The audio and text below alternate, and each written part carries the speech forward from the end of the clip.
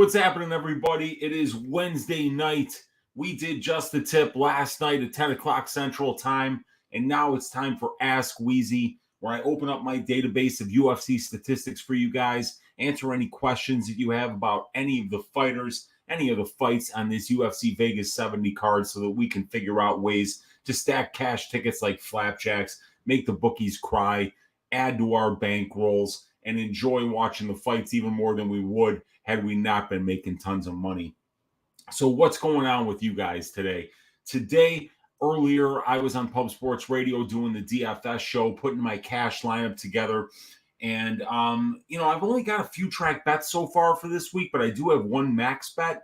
It is that fight doesn't go to decision for the Mike Malott versus Johan Leoness fight. So definitely need some violence there, as I've got 5 units on the fight doesn't go and 1 unit on the under 1.5 there. But I'm looking to cash that max bet. I see that one finishing inside the distance. I see Mike Malott getting a submission, but I'm fired up to talk these fights with you guys. Let's see who's in the chat right now, and let me see what's going on here. We got Nigel Lee, aka Money Bank Locks, in the room, saying came in at 941, had to start the chat with an oi and a big fat like. Let's go. Like Derude, gonna be a sandstorm of money coming our way this weekend.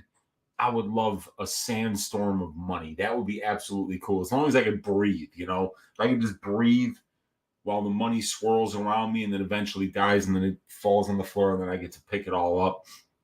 That's what I'm looking to do on this card. I'm looking for some violence in that mallet fight, and I'm looking for a couple other things to happen as well.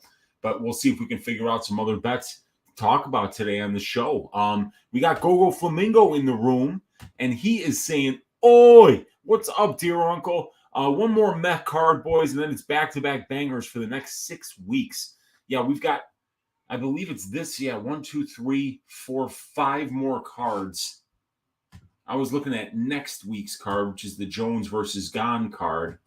But if we go to events and fights upcoming, we've got the Jones versus Gane, then we've got Jan versus Dvalishvili, then we've got UFC 286, and then we've got Vera versus Sandhagen in San Antonio, and then we've got a week off, and I need that week off.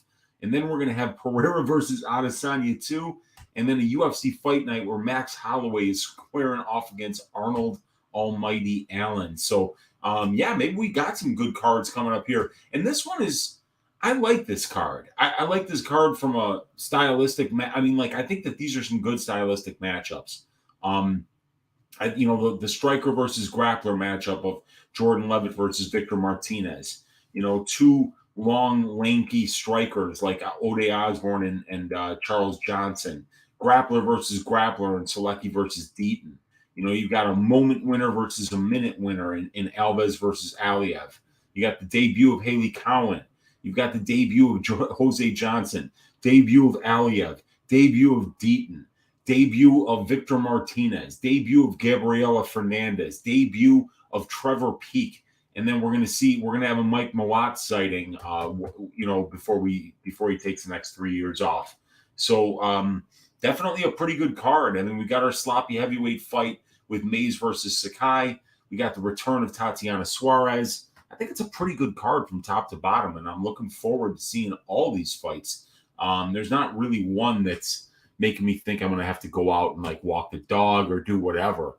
We got Victor De Jesus, my guy, is in the room saying, oi, yes, what's up, Weezy in chat? I have Jordan Levitt winning by teabag choke. That would be a first in the UFC. I do have him winning by choke. I think he's going to choke out Victor Martinez in the very first round, to be honest with you guys.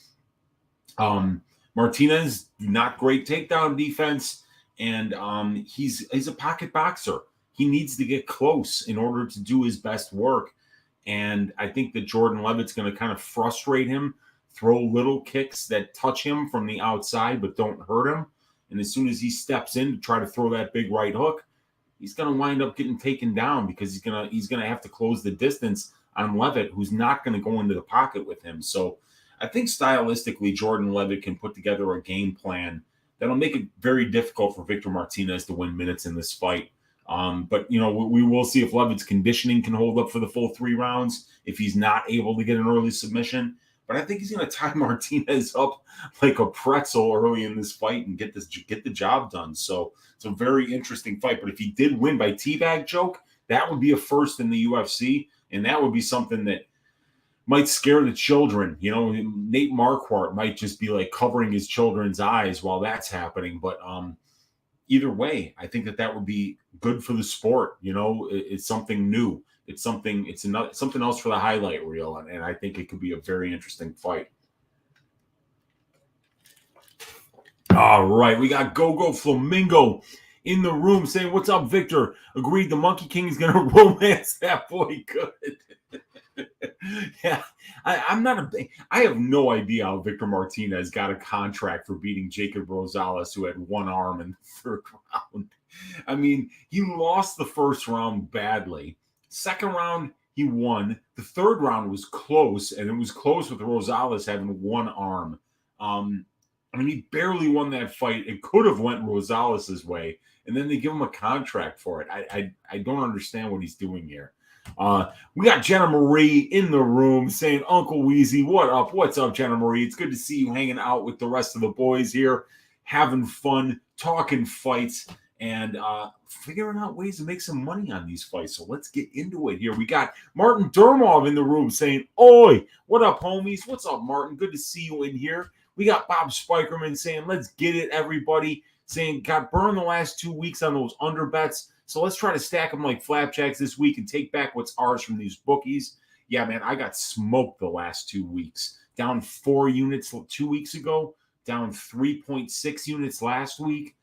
3 out of 4 of the Greasy parlay hits each of the last 2 weeks. So that's really frustrating when you get 3 out of 4. And it's even more frustrating when the leg that doesn't cash is the William Knight money line. My God. What happened there, man? That was the worst performance I have ever seen. We got CD in the room saying, "Oi, what's up, CD?" We got Bob Spikerman saying that Victor and Gogo Flamingo, yeah, for sure, man. Levitt gonna make him drop the soap and give him some jailhouse rock. Yikes! Wow. We got Nigel Lee saying, "Let's get that good energy. Smash the like button for our favorite uncle." Yeah, smash that like, smash that subscribe button if you haven't already. And feel free to ask me any questions that you have about this card. We got Gogo Flamingo saying, "What's up, Mr. Spikermans? Do you remember What About Bob? Underrated Bill Murray classic?" Yes, sir. I know I remember that one. Bill Murray, Chicago guy, classic actor.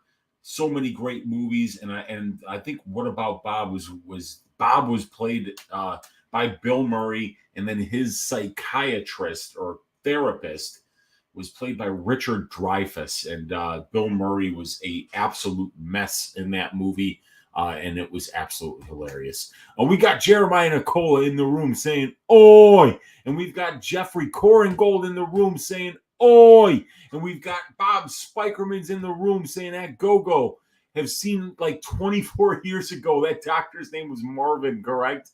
Doc was Richard Dreyfuss, I believe. Yes, sir, it was. Yeah, that was a good one. Corey Mann saying, "Oi, what's up, Corey? Good to see you." We got Daniel Hernandez in the room saying, "Oi, betting Charles Johnson. That guy is a dog that will fight for your money." I'm not betting Johnson here. I'm picking him to win. I think the line is just a little bit wide, but it looks like money is coming in on Ode, so the price might be coming down. He was minus 148. Yep, he's still minus 148 on Bet Online as Charles Johnson, while you could get him at plus 145 for Ode Osborne right now on the DraftKings book. Yeah, this line is kind of stretching out from anywhere from minus 148 to minus 170. We haven't seen Osborne be a great minute winner yet in the UFC, and Charles Johnson's getting better at that. But Charles Johnson does start fights a little bit slow. That bothers me, and I think that these guys are very well matched. We're gonna have to see how this one shakes out. But remember that Johnson is taking the fight on short notice, and it's a fairly quick turnaround for him as well. So I don't know if this weight cut is going to be an issue for him this time around. But if it is, it could be even a better look for Odie Osborne. But Charles Johnson is the superior range striker. I think he should be winning minutes at distance striking range. And I see most of this fight taking place there. So I definitely get why he's the favorite. We got the MMA groomer in the room saying, Shalom, what is happening? MMA groomer. We got the Andy Becerra in the room saying, Oi, smoking on some good za for you, Unc. I appreciate you, Andy. Always good to do that on a Wednesday night. It's getting late anyway. It's getting about time for bed. A nice indica is not a bad way to spend your evening with Uncle Weezy. I agree with you. We got GMCC2 saying, yep, a bunch of good binary type matchups for sure. Yeah, absolutely, man. Yeah, there's some really interesting ones in terms of, does Mays get Sakai down? Because if he doesn't, Sakai probably pieces him up on the feet. Can Brendan Allen keep the fight on the feet? Because if he can, he's probably going to be the better striker over Andre Muniz. But if that goes to the ground, you got to believe that Muniz is going to toy with him down there. As good of a grappler as Brendan Allen is, I mean, Andre Muniz just seems to be next level. All right. We got Bob Spikerman saying, I'm hitting on some white berry right here. There you go. I like that. I like that a lot, man. We got Ciryl Football saying, Weezy, I'll end it all soon. End what all soon? We've got GMCC2 saying Sakai Mays might be a slow one, but otherwise fun battles. Yeah, it could be a slow one. It could be a sloppy one. Yeah, some of these heavyweight fights, because both people are so low skill, it's kind of hard to watch anyway. But I mean, I could see Sakai looking good on the feet. I could see Mays maybe looking good on the ground. So hopefully it'll be a little bit more of a high-level fight than what we've been seeing at heavyweight lately with like Tafa Porter and with some of these other fights that have been up there. The Pogues fight was all right against Parisian. Definitely some good takedowns there from Jamal Pogues. He deserved to win that one. But yeah, hopefully this one is just a little bit of a notch above those last couple that we've seen. We got Bob Spikerman saying, Daniel Hernandez, I really like Johnson as well, man. I pounded the shit out of his opening line, but never expected people would bet Odie Osborne's line down. Dude's got no chin and bad cardio. Yeah, dude, he gets finished when he loses. And Charles Johnson isn't necessarily much of a finisher, but Odie Osborne has been finished. But Odie Osborne does like the counter, so it's gonna be interesting to see how that one plays out on the feet. Because even though Johnson's like 5'9", Odie's like 5'7", 5'8", and I think they're going to look very much the same size in the cage. So it's going to be a good fight. And Charles Johnson is a fantastic prospect, and he seems to be the type of guy who wants to fight like 6 times a year. So we might be seeing a lot of them. And, that's just more notes. It's more history to go on, and it gives us a better look at those type of fights that he's going to be in because we've got a bigger sample size of data from which to draw. We got Bryce in the room saying, Oi, Uncle Weezy, how do we feel about Sakai fight goes the distance? Under 1.5 mallet fight and the Spann money line. Okay, so the under 1.5 in the mallet fight, I like quite a bit.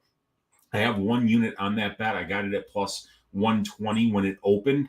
Mike Mallett's fights have finished under 1.5 rounds. Let me share my screen with you guys here. And this is the prop template, which is available on my Patreon. The under 1.5, which was moved to minus 104, but I think it's more like minus 120 now. Let's have a look, see where that's at. Minus 120 on Betway, minus 125 on Bet Online. We'll just put minus 120. So that's a 33% implied probability, and that is 21% overpriced it's a 54% implied probability. It's 21% overpriced when we compare that 54% implied probability to the 33% benchmark for under 1.5 in the welterweight division for 3-round fights. But we can see that Mike Mallett outside the UFC, 7 of his 8 fights that were scheduled for 3 rounds went under 1.5. And for Leonis, it's 5 out of 7. So that is 80% of their combined 15 fights have finished under 1.5 rounds, and we're only paying 54% on the line.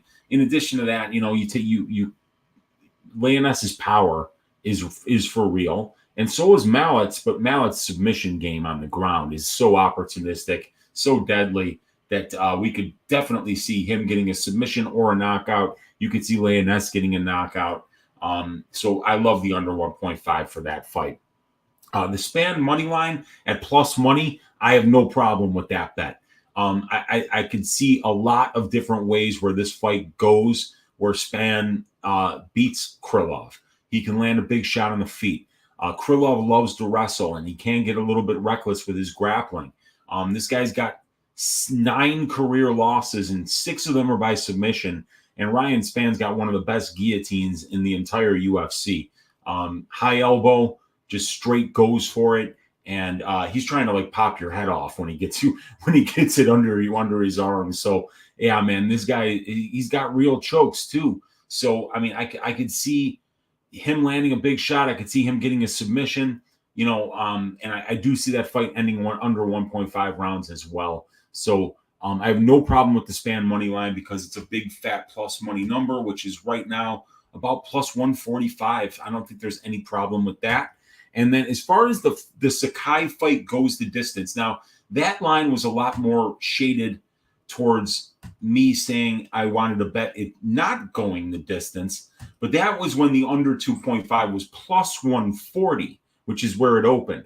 Now it under 2.5 at minus 160. It's actually a little bit overpriced when we compare it to the benchmark for the division. The fight goes to decision is actually fairly priced as well when we compare it to the benchmark for the decision. So that's more about your stylistic read. I can definitely see that fight going the distance. But here's the problem, and here's why I wouldn't bet it. If we look at their individual records, Bryce,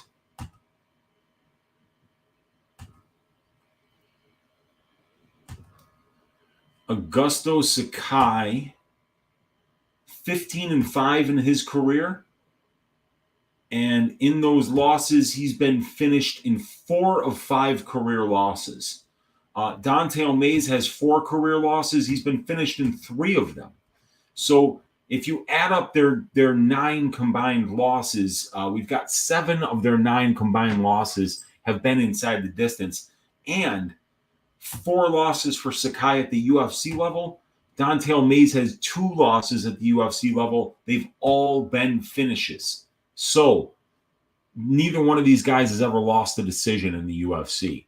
So that's a problem when you're looking at a fight going to decision. In addition to that, you're putting that 63% finish rate for heavyweight fights, which we see right here. 62.5% of these fights don't go to decision. So you're already putting yourself up against that, 38% probability, on the benchmark for the division for the fight going to decision.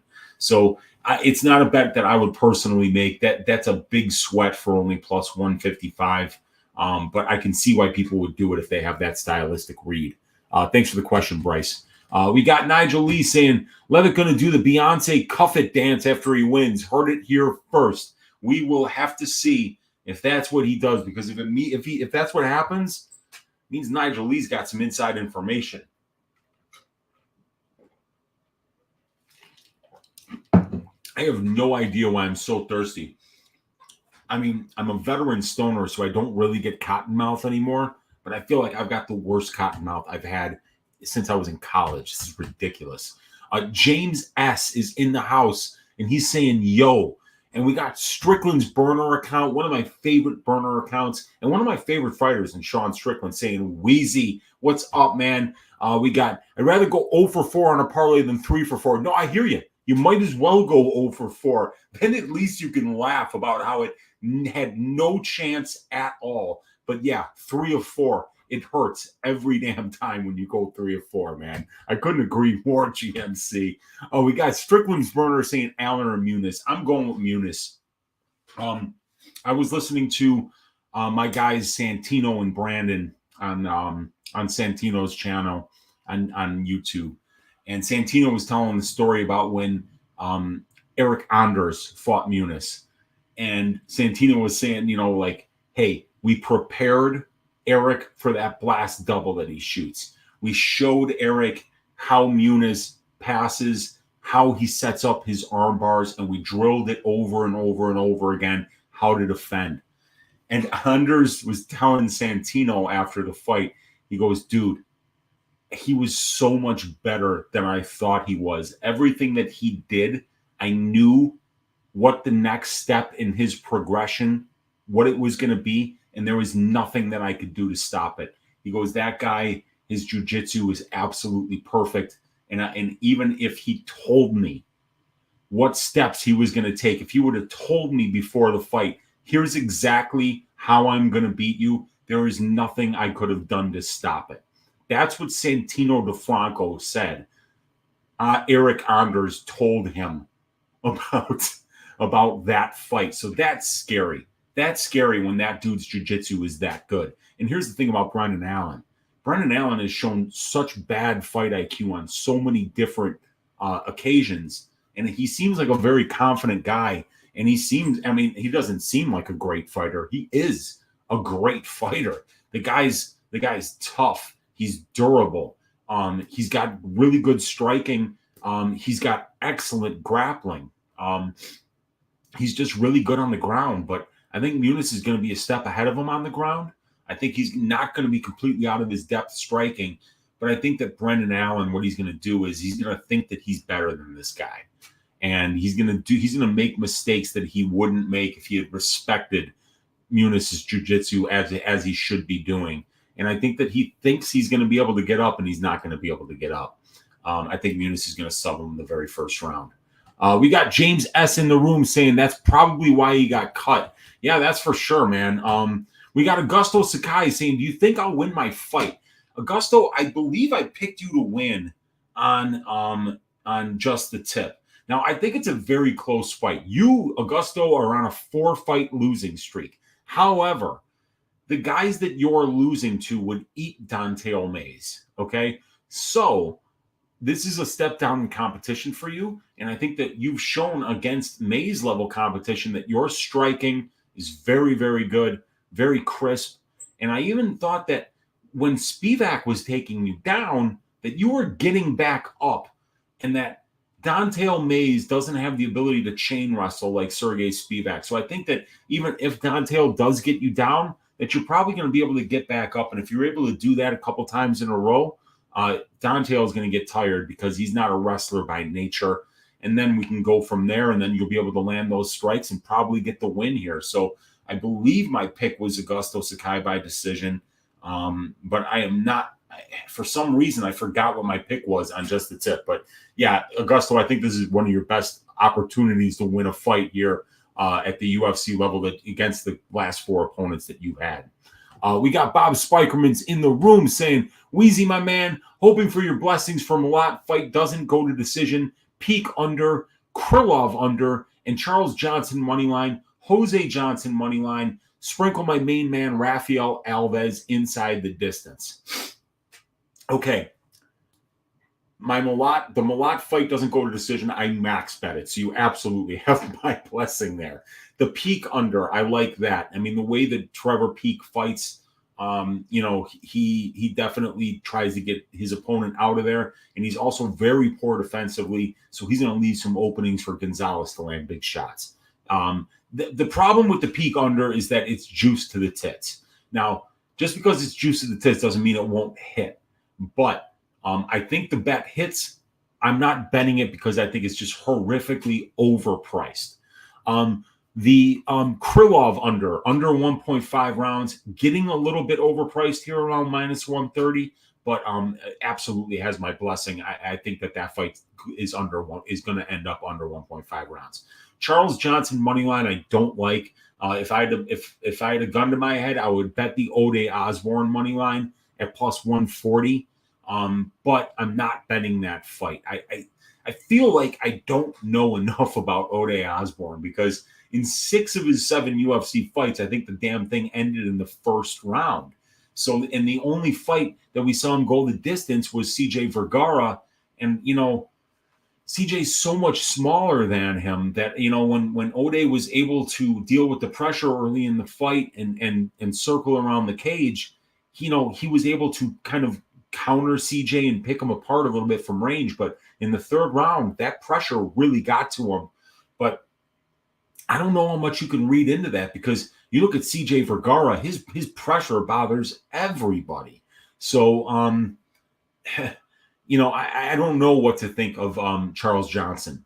The Jose Johnson money line, if you put a gun to my head for that one and told me take a money line, I'd be betting on the underdog Johnson. I think Garrett Armfield is the better boxer, and I think he's the better minute winner because he can pressure, he can throw in combination. He walks forward while you're walking backwards. That's good optically for the guy that's pressuring. And then he can mix in the takedowns and win minutes on the ground. However, Jose Johnson is about as good of a moment winner that I've seen in the bantamweight division in a very, very, very long time, dude. Really slick submissions because of his long limbs. And the guy's got otherworldly power. You know, there's knockouts where dudes look like they got electrocuted. There's knockouts where it sounds like the dude's skull got broken. There's knockouts where they're having prayer vigils over a lifeless corpse in the cage after it happens. I mean, like, I don't know how a guy that skinny has that much power. It must be something that they feed Dominican people, but Dominican Republic, stand up. Jose Johnson is making his UFC debut. He's got more amateur fights than a lot of people have had hot meals in their life. He's already got a 15-7 professional record. He's been on DWCS twice. He's been all over the regional scene and fought everybody. So it's going to be really good to see Jose making his debut. He's still very young, an excellent prospect. So I would go with that Jose Johnson money line. I like that one as well. And then the Rafael Alves inside the distance, that's how he wins. He's a moment winner. He either gets you with a big knockout, or he knocks you down and then jumps Gilly and finishes with that guillotine. So, those are all great bets. The only one I wouldn't make personally is the Charles Johnson money line, and the Peak under I like because Trevor Peak is Uncle Weezy's ass shaving of the week this week. But like I said, the number is bananas on what you have to pay for that Peak under, but it probably hits.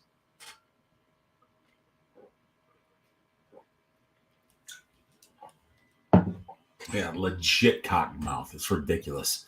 DJ saying, "Oi, what's up, Weezy in chat? Checking in for my weekly request of a greasy 3 or 4 leg parlay consisting of plus money legs." All right, let's put one together. Leg 1 is going to be a plus money leg of Andre Muniz by submission. So here, let's just put it. We'll just go to DraftKings.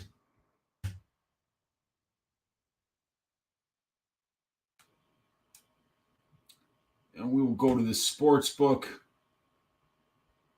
And we will log out.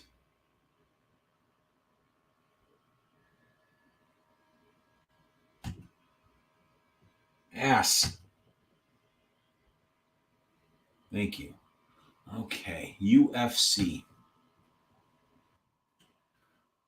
All right. Winning method.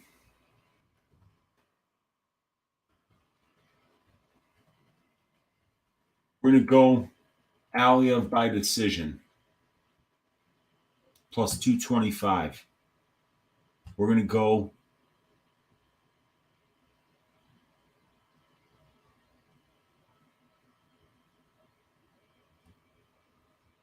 Andre Muniz by submission. Plus 120. That brings us up to plus 615. And let's see if there's a plus money total that I like here, because you know I like my totals.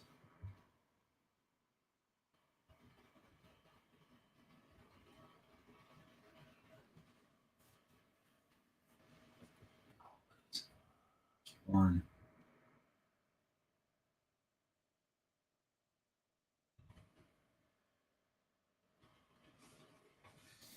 And let's for minus 125, let's do the under 1.5. That one will get us to a 3-pick parlay plus 1187. Narulo Aliev to win by decision. Andre Muniz to win by submission. And the under 1.5 rounds for Mallet versus Leonis plus 1187. 3-leg parlay on the spot, courtesy of your Uncle Weezy. Let's get it. We got CD in the room saying, Uncle Weezy, does Jordan Levitt twerk in the octagon if he wins? Nate Marquardt will be pissed. Yes, he will. Nate will be pissed. He's going to have to cover his eyes and his children's eyes, which is very tricky to do at the same time because you only have one hand to cover your own eyes. And then now if you've got more than one kid, you got to get your giant mitt over both of their faces at the same time so they can't see the commercials for, even some of the, I don't even know what these commercials are these days. It's, I guess I'm old too. I don't have kids though, so I don't give a shit. But it's crazy, man. You know what? And let me tell you, let's just talk about ESPN Plus for a minute. All right. I hate ESPN Plus. What a bunch of pricks these guys are. All right. How about the fact that they charge me $13 a month to subscribe to their ass product that I have to buy in order to watch the UFC. And even though it's a pay-per-view product, they shove commercials down my face over and over again. And I live in Chicago, okay? So, yeah, it's disturbing to see certain commercials, but when I have to see Lori Lightfoot's face asking me to reelect her, on ESPN Plus in between rounds of a fight that I actually want to watch, and I got to see Beetlejuice on the screen there asking me for a vote that she will not be getting, that's offensive to me too, and I'm paying for that. Why? Who pays to watch commercials? How the fuck are they doing this? And then you know what these pricks are doing to me? Like you watch on Pub Sports Radio during the watch-alongs that we're doing during the UFC fights while they're going on. I'm coming back from commercial and I'm 15 seconds behind. It's like these pricks are jamming an extra 15 seconds of commercials, even though it's only 60 seconds between rounds. It seems like every time I come back, like the people are talking about the fight being 15 seconds ahead of where I am on my computer. So it falls behind constantly. You pay to watch ass commercials. And then, because they have this agreement with ESPN Plus, ESPN wants 42 cards a year. And then we get cards like we got last week with a bunch of bums on it, where they're literally cutting 25% of the fighters that fought on the card less than 48 hours after the card is over. So, yeah, I hate ESPN Plus. I don't like Disney Corporation one bit, and it makes me sick that the UFC is in bed with these clowns. Strickland's burner is saying to Augusto Sakai that he doesn't think that Augusto is going to win the fight. I think it's going to be a very close fight. I think it's lined closely for a reason. Ciryl of football is saying, I'll jump off a bridge soon. I have nothing Lee. Don't do that, dude. And yeah. There we go. Sean Strickland giving you life lessons that your Uncle Weezy isn't qualified to give you. Relax. No bridges, okay? Let's talk about the fights instead, all right? Have a good chance, though. Yeah, he does have a good chance. Johnson stays ready. You're damn right, Josh. CJ stays ready, dude. That guy's ready to fight all the time, man. I haven't been here for a while. You feeling tough 31 captains, or would you rather see Conor with someone else? I think they just wanted Conor. I really don't think they really, I think Conor versus Tony Ferguson would have been, like those shows where people watch shows about people that weigh 700 pounds, or, people watch shows about people that have, hoard shit, or, like they watch shows about people who have horrible problems. And it's like, really, this is what you turn on your TV for? That like slap fighting, it's the same thing as watching some 700-pound woman struggle to get out of bed, or like be put on a gurney so that they can be brought out of their house and brought to the McDonald's drive-through, like on a flatbed truck behind a pickup truck, it's the same thing as watching Slap League, and it would be the very same thing as watching Conor and Tony in the same room trying to have some kind of an intelligible conversation, because I don't even know what that would sound like. I mean, both of those guys haven't made any sense in years. So, I mean, I think Ferguson would have been, I think MMA might have actually been canceled. You know, like there would have been senators like, look at these two guys, Conor and Tony. This is what MMA does to the human brain. We should shut this down, you know? So I think it could have been worse. You know, at least Chandler can put together a sentence and, you know, can talk. I don't know, man. Conor McGregor, I was such a big fan of that dude, but now he just seems like an absolute lunatic.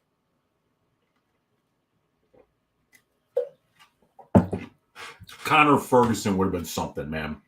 Not in the Ambrose saying, Uncle Weezy, I know you are deeply connected with the UFC YouTube community.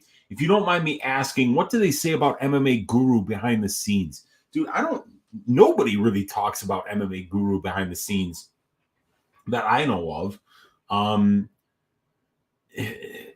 You know, the guy has got an amazing YouTube channel with a ton of followers and a ton of subscribers, and he's one of the most successful people that gets on YouTube who's self-made and just talks about the UFC.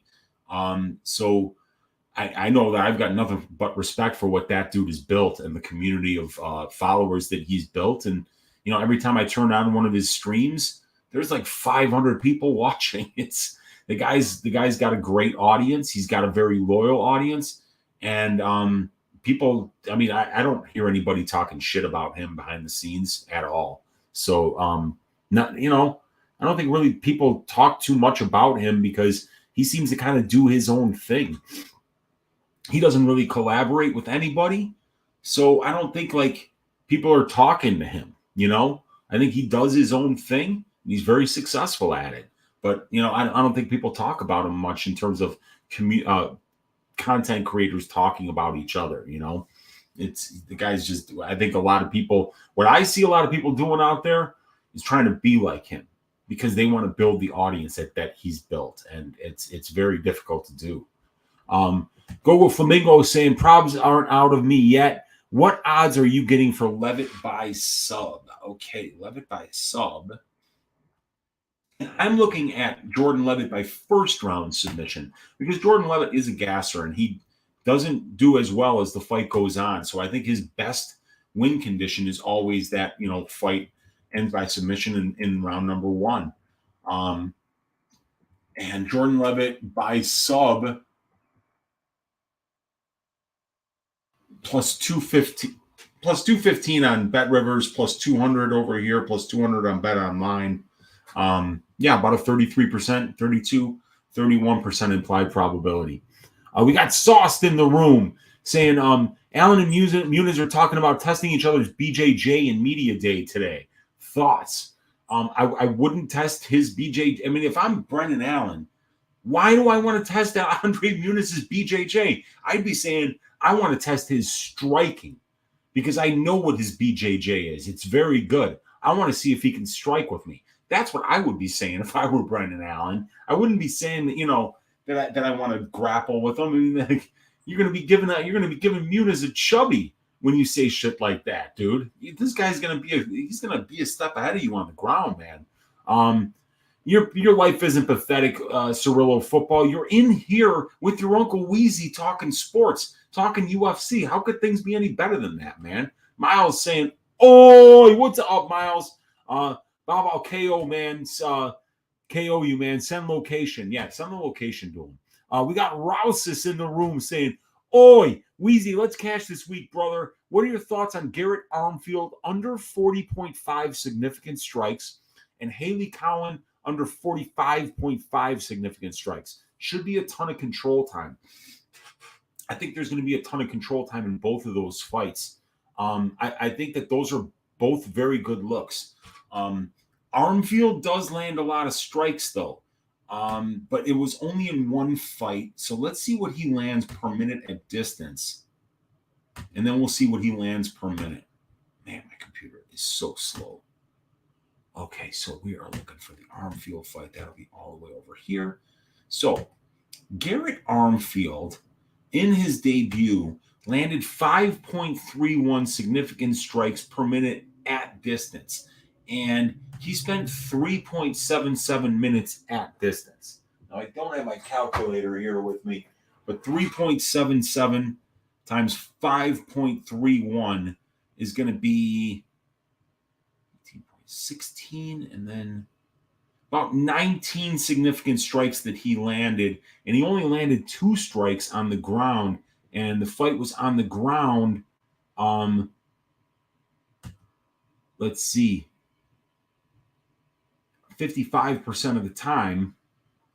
So, yeah, I like that under. I do like that under because there's a lot less significant strikes landed per minute whenever you're in control time position. So whenever you have fights that you think are going to have a higher percentage of control time positions, you're going to see a lower amount of significant strikes landed just in general. Now, different stylistic matchups mean different things. Sometimes when somebody's in control, they are going to land significant strikes, and sometimes other people just don't swing at all. They're really just hunting for the submission. And then for Cowan under 45.5, when I see Haley Cowan in the clinch, she very rarely lands anything. And we know that Eileen Perez is going to be looking to get into the clinch too, because she couldn't even help herself going into the clinch against Stephanie Egger, which is basically the only place you don't want to be with Stephanie Egger. So I think that this fight's going to be in the clinch a lot, on the ground a lot. And I think that those are both great prize picks plays for this week. We got Victor De Jesus is in the room saying, go Flamingo, what's up, brother?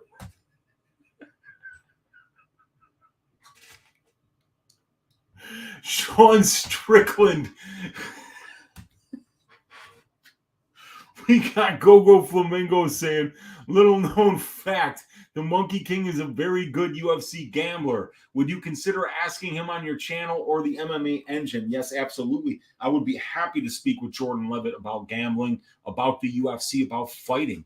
I think he's a very unique individual, a fascinating guy. I love the way he expresses himself inside the cage. He's a great fighter, a great gambler. There is that Jordan Levitt account on Bet MMA Tips. And yeah, he's been doing very well. So yeah, I mean, I would. And I think even Brady has reached out to him, asked him to be on the show, but I don't think he ever got any kind of a response. So, but yeah, I would absolutely ask him to come on a show or talk about fights with him or gambling. It would be cool. Mushroom MMA saying, oh yes, what's up, Unc? Sorry I'm late. Let's stack him higher than Willie Nelson. Absolutely. And we've got let's see, you've got Bob Spikerman saying, I don't get who is betting Odie versus Charles.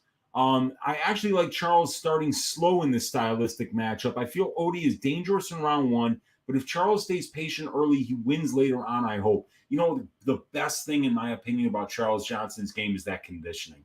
The dude's condition. He looks like he's still breathing through his nose late in the 3rd round. He doesn't look like he's tired at all. The guy looks like he could fight for 10 rounds. So, you know that Charles is going to get stronger as that fight goes on. He always gets better as the fight goes on. Whenever you watch the tape on this guy, he's been scheduled for 5 rounds so many times too, that he's been, used to training his body to be able to go to fight for 25 minutes. And you look at the Horiguchi fight, the Mota fight, he turns it on late in those fights and really turns up the volume in the 4th and 5th rounds. There are very few fighters that have the conditioning to be able to do that. So, yeah, I think Charles will be patient, but I'd like to see him, because his conditioning is so good, stop worrying about pacing yourself so much. Come out pressuring these dudes. When Charles starts pressuring guys, he starts putting together numbers and he hurts people with his combinations. So, yeah, man, this is definitely a tough fight to pick. I think Ode is going to be, he's going to look better than plus 140. Let's put it that way, man. We've got Victor De Jesus saying, hey, Weezy, Charles Johnson told Narco Cop this fight is actually at a catch weight of 130. Now that makes sense because Let's see what Tapology has it at.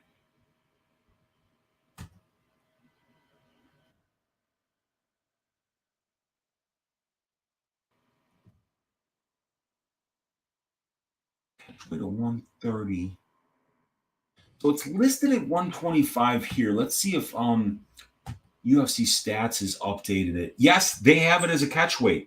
Absolutely. Great call, Vic. Yeah, that's going to be a catchweight fight, 130 pounds. I think that's important for Charles Johnson because he's a big flyweight. So him taking a quick turnaround and fighting this quickly after the Flick fight, it's not a good thing. But if he has to cut 5 less pounds, I think that's another reason to like Charles Johnson in this spot.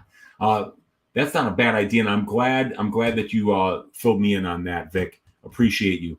We got Mushroom MMA saying Gogo Flamingo. What's up, Gogo? We got Ciryl saying Weezy, you're dead. Ciryl of football. If you are having PTSD, if you are a veteran who is considering suicide, you need to call the Wounded Warrior Project. There are people that are on standby there. I have a friend of mine that works there. You want some real advice, brother? If you really are a war veteran, if you really are considering killing yourself, call the Wounded Warrior Project. Go work with the Wounded Warrior Project. You'll find some purpose in your life. You'll find the ability to be around people who have suffered the same things that you have, that can help you, that can share their experiences with you, that can give you a shoulder to cry on and somebody to talk to you when you have problems. This isn't the place for that, brother. We're talking about MMA here. So there are people that can help you with this, and I am not one of them. I never went to war, okay? My dad was in the Army. He got drafted, and he would have killed me if I ever joined the Army, and he's right to do that because I don't want to be a soldier. I don't ever want to be a soldier. I don't want to fight anybody else's wars for them. If I wind up with a gun in my hand, it's going to be because somebody did me wrong. Somebody did something to me, not another country, not another group of people that I have nothing to do with. Call the Wounded Warrior Project. They will be able to help you, brother. We got Gogo saying, well, let it slide this time. Just don't let it happen again. We got Jeremiah Nicola saying, Ciryl coming in here being weird. Yeah, man. And he's saying jump. Yeah. You're coming for me. It ends for you. Done. Yes. Okay. It ends for you now. You prick you. Let's see. Let's just ban this guy. All right. Let's go.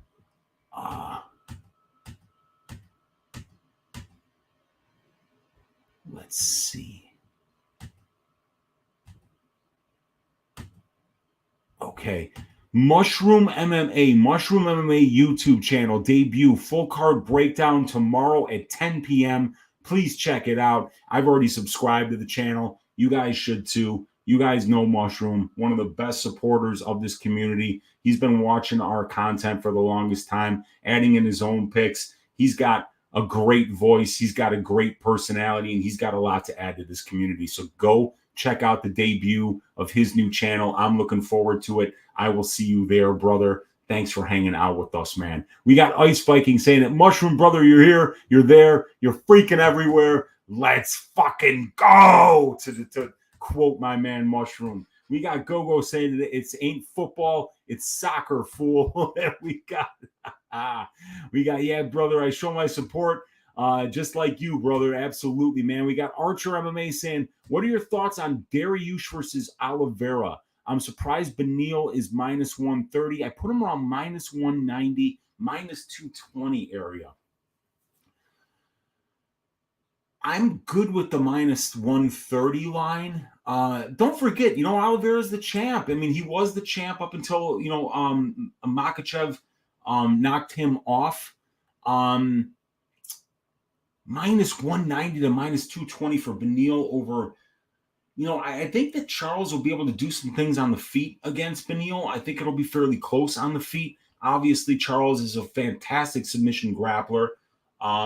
But Charles, I don't think he's out wrestling Beneil Dariush. And I think that Beneil Dariush can wrestle Charles Oliveira, get him down, and win minutes on top. I mean, we know what a fantastic grappler in general just the mix of the mix of the defensive grappling, the submission defense, the offensive wrestling, and the offensive submission game, the scrambles.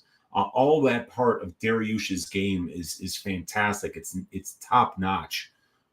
It's a great stylistic matchup. It's a great fight, but I think like minus 190 to minus 220 would be really disrespectful to Charles Oliveira. Great fight. I think the line is good where it's at. We've got Charles Barkley saying, how many units you up on the year, Weezy? I'm down on the year, Charles. And you can follow me here at BetMMATips/Uncle Weezy. And you can always check my career performance here. So you can see here, kind of like an uptrend, but over these last 2 units, these 2 weeks here, I was down 4 units last week, and I was down 3.6 this week. So if you scroll down here, I think we can find my view handicapper stats.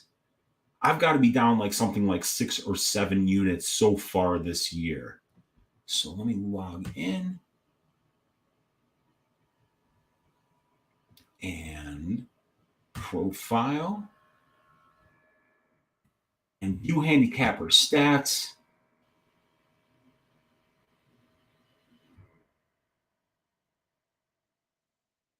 And I am down 6 units on the year this year. I was up 37 units in 2022. And in 2021, when I started tracking, I finished down 16 units. So definitely gotten rinsed these last 2 weeks with the unders in Australia when all the Australian fighters came out and fought like they were fighting in an empty arena.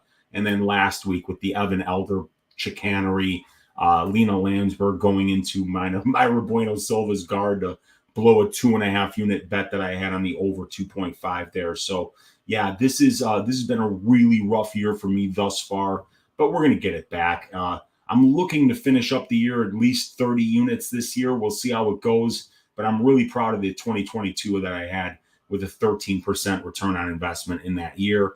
And the overall stats, Charles Barkley, are an overall return on investment of 4% and 15 units profit. So definitely nothing, not knocking the cover off the ball overall. But I'm proud of the fact that I came back from a really bad losing streak that happened right when I started tracking my bets. So, yep, that's where we're at, Charles. Let me get the stats back up on the screen. We got Joe Poeta in the room saying, here we are. We've got, let's see. We got Guru the Pig saying, people are all talking about how much Conor is being paid for tough. But is it possible Conor is doing it for free as a way to give back to Dana and the UFC since he's already damn near a billionaire? I think there's probably 0% chance that he's doing it for free. I don't think Conor McGregor gets off the couch for less than $500,000. So yeah, and the fact that he just brought his fighters with him on the show when they weren't even invited shows just how entitled and how off the rails this guy has went. I mean, we'll see how it goes, but I mean, I think it's going to be an absolute train wreck. I think Conor gets like treated special for sure, but he was definitely a special athlete, and he did so much for the organization. But yeah, it's all falling apart for Conor McGregor right now, man. We got Mushroom saying that Nigel Lee. What's up, Nigel? We got let's see. Archer MMA Benny for the win, brother. Made easy work of Gamrot, who went to the wire with future champ Sarukian. Yeah, man. That performance against Gamrot was really something else, man. I just don't think Gamrot knew what he was getting into there. Augusto Sakai saying, yes, you are right. I will be future heavyweight champion. Dude, dream big, Augusto, and you're a better man than I for getting in that UFC cage. I wish you luck on Saturday. And, yeah, I mean, if you want to be a champion, you got to get this win on Saturday. You're going to have to knock out Dante Mays. So I wish you luck, brother. Let's go. We got Real Sakai. Hell yeah, man. Let's go. Let's go, Augusto. We got Prince of Mischief saying, what's your favorite max bet, Weezy? This week, I max bet the Malat fight doesn't go to decision at minus 210.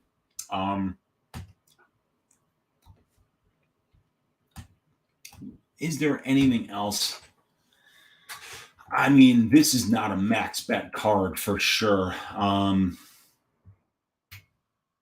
a max bet card. No way. But the fight doesn't go to decision. Where is that now, by the way? Minus 280 on fight doesn't go to decision. That's not good. That's too juiced up because I got it at minus 215, I think. Oh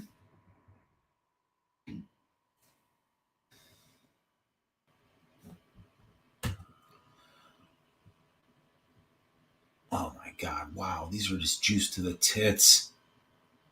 Under 2.5 for Krylov Spann, minus 275.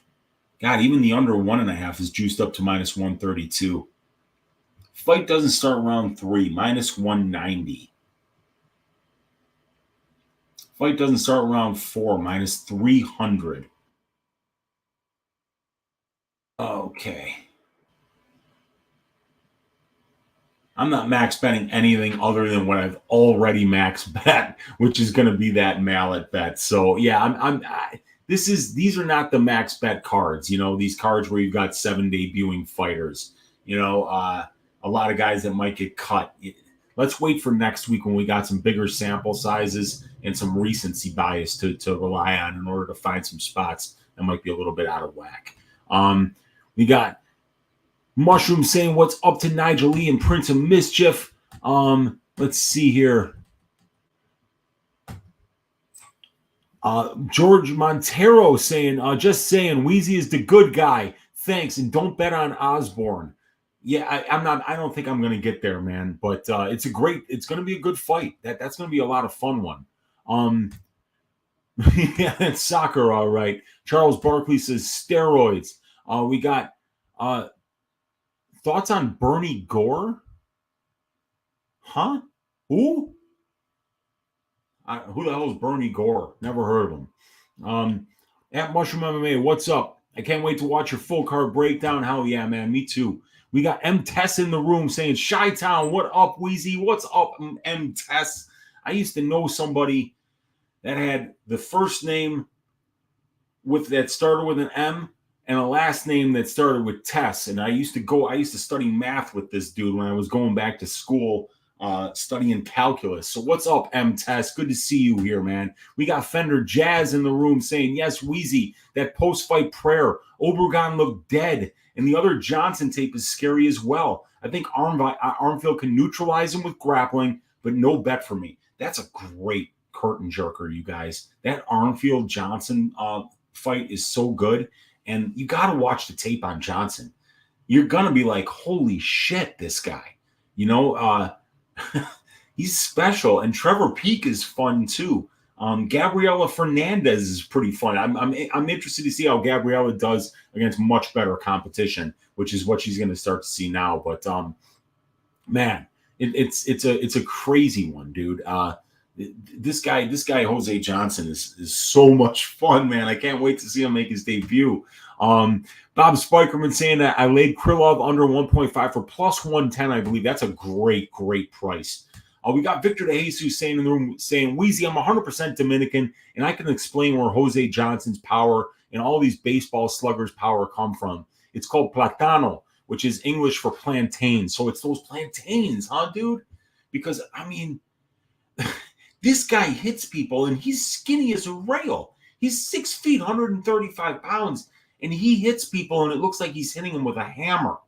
I mean, the elbow that he landed on the Brazilian dude, where it looked like he was getting electrocuted when he hit the ground. And then the Obregon, they're saying prayers over this guy. The McIntosh fight, he broke his skull, I think. Dulani Perry got knocked into a different dimension with a straight right. There are just so many violent knockouts from this guy. It's crazy, dude. And it must be the plantains. My guy Vic would know, dude. Dominican Republic, stand up. Your boy is making his debut. Nigel Lee saying suggestion. All Greasy, Weezy 4-leggers. Play the round robin with 2-leggers, always getting fucked by one leg. Yeah, I know, just coming in. it's guaranteed profit. Just saying. I might start doing that, dude. I might just start round robining it and then have the parlay ride as well. It might be the best way to go because I hit 3 out of 4 so many damn times. You can just taste it. And then William Knight goes out there and crushes your dreams with a performance that made his ancestors cry and spin in their graves like lathes. Oh, we got the MMA Garumer in the room saying, I am Nate Marquardt, Nate the Great. We got James S. saying, no kids, smart man. You got that right, man. You got that right. Charles Barkley saying, Victor, Dominican baseball players always pop for roids. Just Sammy Sosa. Just Sammy Sosa with the cork bats and the roids. But everybody else, no. We got James laughing. We got CD laughing. We got Charles Barkley saying, dude, I mean, come on, man. I mean, between having to look at Lori Lightfoot and then that obese prick JB Pritzker smiling at me, that Lucky Sperm Club douchebag telling me that I need to pay more taxes while this guy's worth $30 billion and doesn't even put a penny in the Salvation Army jars as he waddles by them, you know, sweating butter. And I'm paying ESPN Plus to watch these douchebag the politicians try to sell me like that I should go vote for them, you know? Oh, God. And I pay for it. I pay for it. Weezy, I feel you about the value not being there, but sometimes I don't really care if it is chalky as fuck. Yeah, I know. As long as I cash it and stack it like flat, like, no, I hear you, man. And I get when people are like, yeah, just cash the bets. I mean, that's easier said than done. But that's why the number does mean so much over the long term. But boy, when you watch the stylistic components of that matchup, Bob, I mean, it's crazy how much power Trevor Peake has. So, I mean, I think it will go underneath, man. That's for sure. Prince of Mischief saying, me too, Weezy. Why are there commercials on ESPN Plus? Who cares about Cocaine Bear and P4? I know, dude. I know. It's just crazy. And they, like, even when I'm trying to watch tape, on the tape index, it gives you the choice. Do I want to watch it on UFC Fight Pass or do I want to watch it on ESPN Plus? And so I always choose Fight Pass because there's not going to be commercials in between rounds. Because you know why there's no commercials in between rounds on Fight Pass? Because it's a paid subscription. And you're not supposed to fucking see Lori Lightfoot's disgrace of a face preaching to you between rounds of an MMA fight when you're paying for the right to watch it. Oh, Cocaine Bear. And we got Juicy Q in the room saying, woo! What's up, Juicy Q? We got Mushroom saying Selecki, Levitt, Muniz, all by sub. Peak KO. Parlay thoughts. What's that Selecki sub? Because I like all that, Mushroom.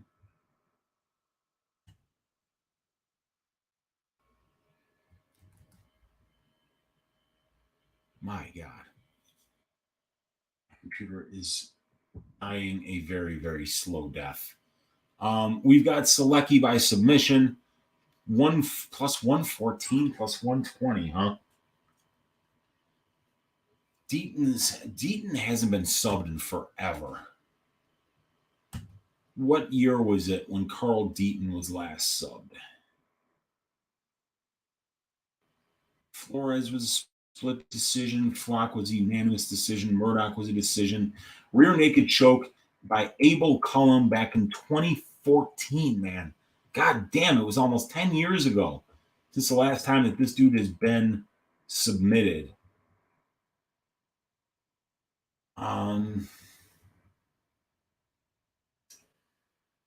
I like the Levitt sub, the Muniz sub, and the Peak KO. I'd probably leave the Selecki sub off of there, but I think that they're all definitely live, Mushroom, without question.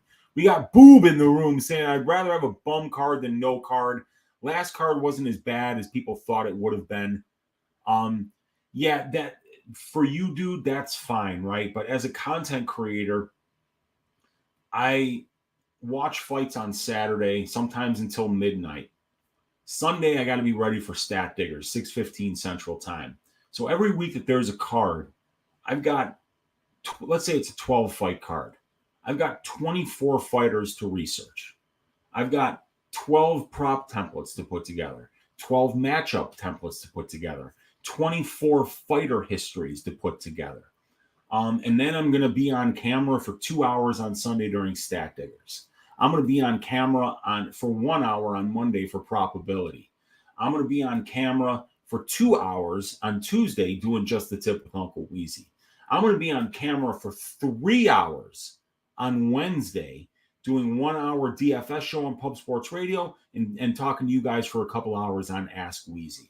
So 3 hours on Wednesday, 2 hours on Tuesday makes 5. 1 hour on Monday makes 6. 2 hours on Sunday makes 8. So that's 8 hours on camera. That is about 15 hours of statistics accumulation, fighter history building, stats putting together. Then I'm watching tape. So by the time it's all said and done, Boob, when you give me 13 horseshit fights to break down, I've wasted about 40 or 50 hours of my life watching tape, accumulating statistics, doing content, all for almost nothing, by the way, only to watch William Knight go out there and do nothing for 15 minutes, only to go out there and watch Zach Pauga hold Jordan Wright up against the cage for 15 minutes, to watch a sloppy heavyweight fight between Parisian and Pogues, to watch Evan Elder get fucked out of his first UFC win. You get the point. You get to watch the fights. I have to work, okay? And I don't make much for what I do. So, yeah, I don't like shit cards because it makes me have to work on a week that I should be doing something behind the scenes to improve the graphics of my shoes, to improve the statistics that I have and how they're laid out, to create these prize picks and DraftKings templates that I'm looking to create. When every shit card that happens this year is going to be like 40 hours of my life that's spent analyzing a horse shit card instead of having a week off to be able to do the behind the scenes shit in order that I need to do in order to improve the content. So that's the difference, boo. GMC saying, I was dying last week when Weezy insisted we be careful trusting Bueno Silva because it turns out Wu Yanan is not, in fact, Wu-Tang Clan affiliated. Yes, no one else had that info. Dude, yeah, man. I look, you got to cover all the angles, GMC. You got to cover all the angles. And by the way, Myra Bueno Silva, what a performance. She looked fantastic. She was piecing up Lena Landsberg on the feet, and I thought it would be a little bit closer than that. But she got the takedowns, too. She added a wrinkle that we've never seen her add, and she did it up a weight class against a veteran like Landsberg. So, yeah, I mean, I said we shouldn't have trusted Bueno Silva. That's why I'm down 6 units this year, you guys. The reads haven't quite been there yet. And the luck, of course, hasn't even been there yet either. So got to turn it around this week. Got to keep working hard. Got to keep pushing. We're in the midst of an 8-week stretch, so there's no days off. It's nothing but hard work ahead, but we got to keep going here, man. Guru the Pig saying BT Sports doesn't have commercials, and it's a much better price, includes pay-per-views. Oh, my God. Living in the U.S., is it possible to just use a VPN and buy the BT Sports package instead of the ESPN Plus subscription? Yeah, I'm going to start looking into doing stuff like that. And if I find ways to go around ESPN Plus, I'm going to share it with you guys because I think that these guys are a bunch of scumbags, and I think their product sucks. And the fact that they make us watch commercials while making us pay a subscription service is just such a middle finger right in our face that, you know, we should be proud of enough of ourselves and have enough self-love to tell them, no, how about you fuck off and I'm going to get a VPN and just not pay you guys for your horseshit service anymore. So Guru the Pig, thank you for that idea. That is great advice. Juicy Q saying we watch Parker Porter fight in his I know, man. I know. We do. That's so correct. Brian is in the room. He's got the notes and he's got the Arkandome. Is that the Arkandome there, Brian? We got Nigel Lee saying Conor and T. Ferg will be ratings gold. Yeah, it would. It would absolutely be Vegas gold. Augusto Sakai. Strickland's burner was featured on 700-Pound Life. He was not. Strickland's burner goes to the people on 700-Pound Life and makes fun of them as they get wheeled out of their house. Strickland's burner is probably even in better shape than Sean Strickland, Augusto Sakai. Brian saying Weezy in a Mecca. Okay, we got the Mecca there. That's what that is, man. G Funk saying he's a liar. The MMA Haribo. I don't know what that means. We got Brian, Mr. Arkansas, Mecca 10. There we go. That's what it was. Arkandome. Man, Haribo in a race. Okay. Good. The Jew is talked and loved everywhere. Okay. Big ups, Weezy. Respect the guru. Yeah, I like the guru, man. He does great work. He does blatantly lie sometimes, but he definitely is impressive with the intention he garners. Yeah, I mean, the guy has built an incredible audience. There's no question about it, man. Justin J saying, howdy, Weezy in chat. What's up, Justin J? We got the Golden Octagon in the room with the fists. What's up, dude? We got G-Funk saying, I don't even know what that, what's a nonce? And what's Haribo? I don't know what's going on here. We got the Golden Octagon is going to have Terrence McKinney on stream. That'll be cool, dude. Terrence McKinney's a great dude. Gogo Flamingo saying, I feel bad about being mean to the soccer kid now. Sorry, Ciryl of football. Things will get better. They will get better. Golden Octagon saying, Charles, at mound of rebounds. Yes, sir. Got a lot going on, brother, but can't miss out on Uncle Weezy's knowledge. I appreciate you, brother. You don't know that. It could very well get worse. We got Jeff Truesdale saying, just watch Dober and Alves. Forgot how great Alves dance moves. Yeah, the guy does backflips. He does all kinds of shit. I mean, he's an entertaining fighter, and he's a very explosive athlete. That's another great fight, Aliev against Alves. Minute winning against moment winning. It's a great stylistic matchup. Augusto Sakai is saying that, Charles Barkley, congratulations on coming out as a proud member of the LGBTQ KFC community. We all support you on your journey outside of getting bullied on ESPN. He is not getting bullied on ESPN. Charles Barkley bullied people down in the paint. The round mound or rebound was out there getting doubles every damn night. Nobody bullies him. Stop it, go. Sean V saying, Charles just isn't a finisher. Yeah, last fight just doesn't count. Charles by decision here. I agree with you 100% there, Sean. That's my pick. It's Johnson by decision.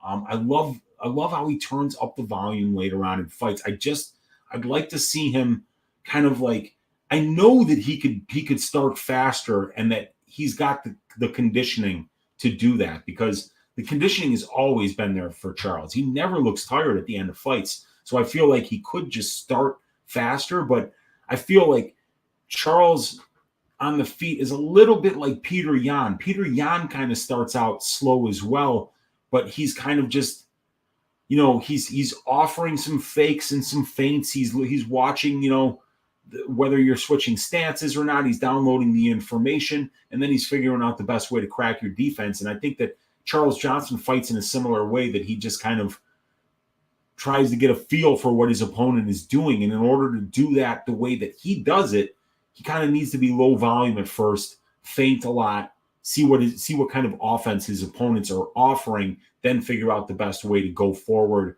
and pick the best kind of weapons to deal with what his opponent is doing. So, yeah, but he gets so good, Sean, later on in fights. So I do like him to win the decision here, because we just don't see Ode Osborne in 15-minute fights enough to know how he's going to look in the second round, in the third round, against a guy that keeps turning it up like Charles Johnson does. Charles Barkley saying, I appreciate you letting me use your employee discount at KFC. Dizzy Spider 45 saying, Weezy, can you provide a winning Greasy 4-leg parlay on this card? The last one busted me a unit. Dude, I try to provide winning Greasy 4-leg parlays every week. The problem is that the odds that these things are going to hit statistically are about 12.5 to 1. It's about 12.5%, I should say, about 8 to 1. So yeah, I mean, I'm going to give you guys a Greasy 4-leg parlay tomorrow on my channel. And if you don't want to lose a unit this week, maybe only bet a half unit on it, Dizzy Spider. But yeah, I'm trying. I promise you, the goal is never to cash 3 out of the 4 legs. The goal is always to cash all 4 legs. It's just tough. It's tough. And I would like to have a word with William Knight. Okay. Let's remember something, not just Dizzy Spider, everybody that's listening right now. All of you, hang on, I'm just saying, there's 51 of you listening right now. When I win a bet, I did well. When I lose a bet, it's the fighter's fault. Get that through your heads. It's everybody's fault but Uncle Weezy's when you lose and when I lose. All right? It's the fighter's fault. Just remember that. All right, let's keep going. Okay.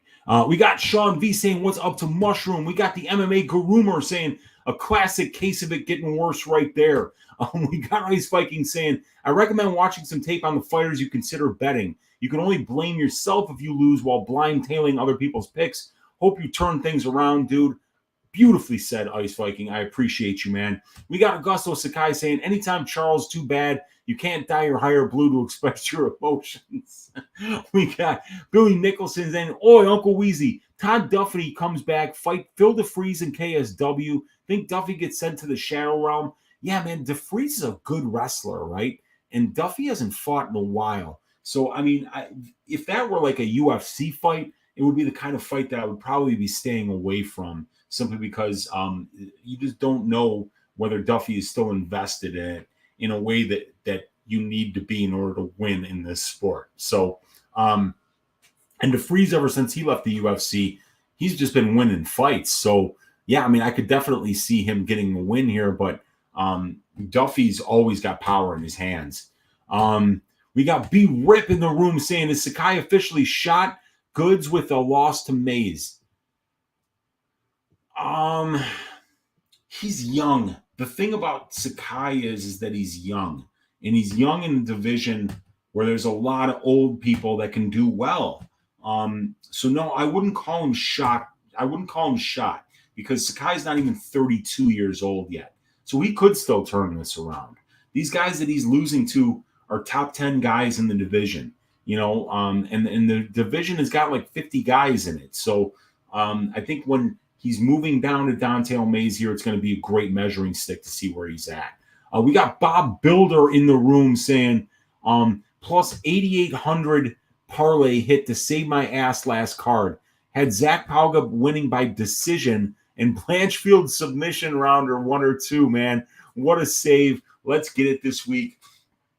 What a great way to hit. A plus 8,800 too is just nasty, dude. 88-1. The bookies had to be crying as they paid you out that ticket, Bob Builder. Nice work, man.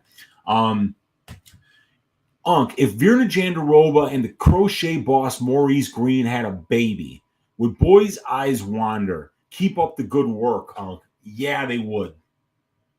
Yeah, they would. There is no question about it. You would never know what that kid is looking at. And I think that's part of Virna's success in there, is that, you know, she's kind of like bobbing her head, but, you know, you're watching your opponent's eyes. Well, what's she looking at? It looks like she's looking off to the left all the time, and it throws you off your game, you know? Just like how Jessica Andrade said that her tit was coming out, and that was what distracted her when Erin Blanchfield, you know, wrapped her arms around her neck, you know? Look, all it takes is a little bit of a distraction in there, and you could wind up looking at the lights and the fight could be over. So I think that, yeah, the eyes will wander, and yes, that kid will probably be a world champion at some point. The Garoomer saying that baby would have to be put down for the sake of humanity. I think it will be a miracle if Conor can make 155. That fight's at 155. Here's what's going to happen, okay? Because, yeah, he's not making 155. What's going to happen is Conor is going to show up to the weigh-in, weighing whatever he weighs, and he's going to say, this fight is taking place at this catch weight. And then he's going to refuse to get on the scale. That's my prediction. All right? He's just not even going to get on the scale. He's going to say, This is what I weigh, and that's what this is. That's where this fight is taking place, and Chandler has to make that weight. Yeah, Conor's not making 155. Period. It takes discipline to cut weight. You can't pay somebody for you to make you lose weight. You can't just be like, "Hey, Artem Lobov, here's 10 grand. I need to weigh 155 by next week." It's not how it works, man. What's your favorite max bet? I meant of all time, not for this card. Oh, okay. So my favorite max bet of all time, huh? Well, the most recent one that I hit prior to this mallet bet that I made this week was Brady Heastand at minus 160. I bet 5 units on him versus Fernie Garcia. And Fernie landed a good shot in the first 15 seconds of that fight. And then he lost the next 14 minutes and 45 seconds of that fight. It was a great stylistic matchup for Brady Heastand. I credit the tape study as to why I felt that I made that bet. And I can also remember when Arichi Lang was fighting Cameron Else. I saw the fight, or the Arichi Lang inside the distance at plus 150 for that fight. And I said, if I get that on DraftKings at plus 150, I'm max betting it. And DraftKings opens all the props on all the fights except for the Arichi Lang fight. And they just leave it out, and they don't add anything. And then on 5 dimes, that line goes from plus 140 to plus 125 to plus 110 to plus 100 to minus 110 to minus 125.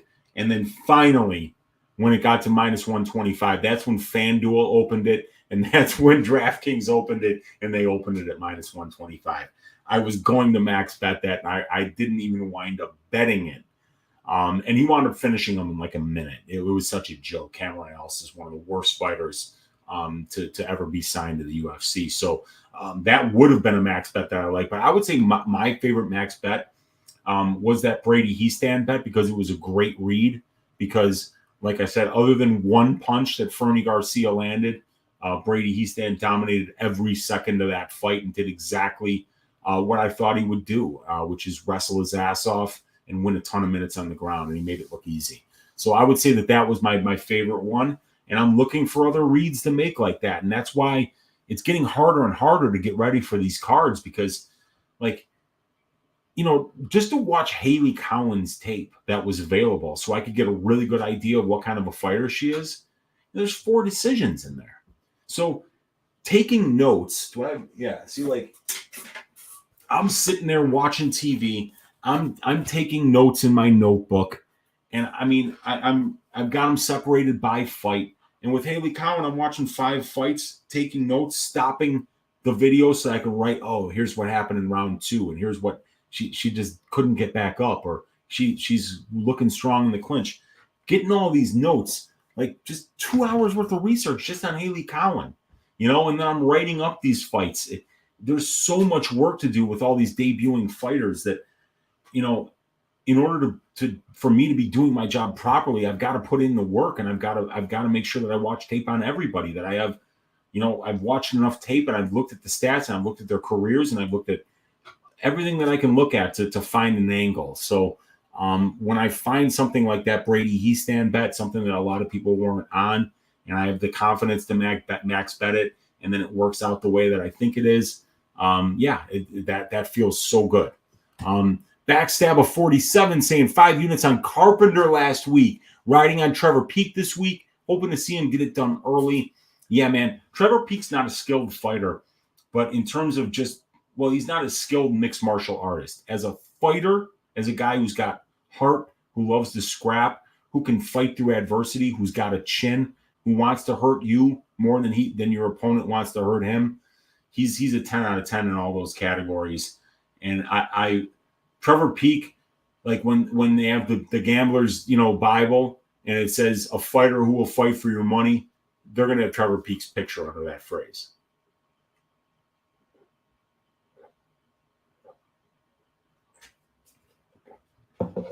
Trevor Peek is a madman. Fender Jazz saying, I imagine Jose Johnson and Trevor Peak meeting at featherweight. I'll take the under 30 seconds. I'll take fight to end with an Undertaker in the ring. That's what I would take for that one, man. Somebody would die. Bob Builder saying, you can't find those good bananas in NA. We get all the big ones, the crap ones. That's true, man. The Platinos are all over there in the Dominican Republic, and that's why they have to send real baseball players to this country to hit home runs. We got Bob saying night was a joke. Cost me plus 28,000 if he would have won within distance. I mean, unbelievable. Help, MMA Guru is chasing me down my street right now. Dude, you can type while you're being chased. That's really impressive, man. Like, when I start running, I just hawk up black stuff and I have to put my hands on my knees 15 seconds later. So I hope you're okay, man. And Stephen D actually is saying, I hope you're okay as well. Mushroom saying 12:09 Philly time, work by 7 a.m. Good night, Weezy and chat. Let's fucking go. Let's go, Mushroom. Looking forward to your debut on your channel tomorrow. I'll be checking you out for sure, man. We got Gogo saying just climb some steps. His wheelchair can't get you. Do you use Fight Pass versus ESPN? Should I switch over? So the problem is, Dizzy Spider, UFC Fight Pass, I have both. I absolutely have UFC Fight Pass and I have UFC ESPN Plus. But when you're watching tape, like for instance, right now, let's say you were like, okay, I want to watch all the Augusto Sakai tape and I want to watch all of the Dante O'Mays tape. Let's say I like Sakai in this spot and I want to watch the tape to make sure that the tape matches what I'm seeing in my mind that's going to happen in this fight. So if you have UFC Fight Pass, you're going to go type in Augusto Sakai, right? And then you're going to see all of his UFC fights pop up. And then you're going to click on the Rosenstruik fight. And it's going to say, you can't watch this fight. It's going to say an error happened, right? And the reason that you can't watch the fight on UFC Fight Pass is Fight Pass has a contract with ESPN Plus saying the week that a fighter fights, we're not going to make his fights available on Fight Pass so that everybody that's taping those fights now has to go over to ESPN Plus. And even though they pay for the right to go over there, they're going to have to watch commercials in between rounds of these fights that they're taping. So for somebody who's a content creator who has to watch tape every week, I have to have both because ESPN or UFC Fight Pass won't let me watch tape on fighters that are fighting that week because they have a contract with ESPN Plus because ESPN Plus wants the traffic on their website so that they can sell you their shitty commercials and make you look at Lori Lightfoot. MMA Garumer saying Fight Pass is such trash, could be so much better. The interface is not great. I agree with you, but at least they don't make you watch commercials. We got Stephen D saying, Gogo Flamingo, I didn't think he made it. We got Mushroom MMA saying, Deaton's last time subbed was in 2014. The next time he gets subbed is February 25th, 2023. You might be right, my man. We got Owen Carroll saying, just got back from Skillet, Theory of a Dead Man. And now I get to this fall. Life ain't too fucking bad. So Skillet, Theory of a Dead Man. I don't know what that is. Theory of a Dead Man. Okay. But I'm glad you're with us now, my man, and listening to Ask Weezy as we talk about these fights. The MMA Jesus is in the room. What is up, my man? Good to see you hanging out. Gogo Flamingo saying, Stephen D, he's in the hands of our Lord Parker Porter now. Yes, sir. Bob Builder saying there are so many free sites that offer no commercials. You can get every feed if you know where to look. PM me for a few. I appreciate you, Bob. Thank you so much, man. Guru saying, are you interested in the eventual findings from the James Krause scandal? Schaub alluded to a major fallout on the JRE fight companion that resembles a pyramid scheme. Yeah, I'm interested in this. I'm definitely interested in it. I want to know everything that's going on with that. I just don't know how, I don't know if we're getting the whole story on this thing, and frankly, James Krause potentially being involved in fixing the Derek Minner fight is so much less important to me than how these commissions fix fights in broad daylight. I think if 10% of the effort that was going into the James Krause witch hunt right now went into some investigative journalism on people that are members of the Nevada Boxing Commission or that are part of the commission that sanctions MMA fights in Nevada, I think that you would find more corruption at their meet and greets and their mixers than you would ever find at the deepest level of any kind of James Krause thing. These fights are getting fixed in broad daylight, and they're not getting fixed by James Krause, man. I mean, you didn't see James Krause go in there and scribble out numbers on a scorecard after the Silvana Gomez-Juarez fight when she fought Karolina Kowalkiewicz, did you? No, man. I mean, Krause might have some inside information, but I don't even think inside information is a crime because you're just assuming the information is true. If you don't actually have the information, if you're just receiving it from someone else, there's no guarantee as to the authenticity of the information. So I can't say that it's a crime. But what these commissions are doing, I bet if you investigated Saul D'Amato, if you investigated Chris Lee, if you investigated some of these other guys that we've been hearing names like Clearly and you would find 10 times more corruption than you would ever find with the FBI being involved in a James Krause investigation. So, yeah, I mean, I'm interested to see what the resolution of the Krause situation is, but that's not the corruption. The corruption is with the commissions. Do I ever bet over multiple cards and ever weigh into the future? No, I don't, because I would if I wasn't creating content. But the content creation, like I said, I was just running down for you guys. But from Sunday until Wednesday, I'm on camera for 8 hours. And in addition to that 8 hours, there's a lot that goes into that 8 hours of on-camera time in terms of research, in terms of updates to the database, data collection, building fighter histories, all that stuff. So, I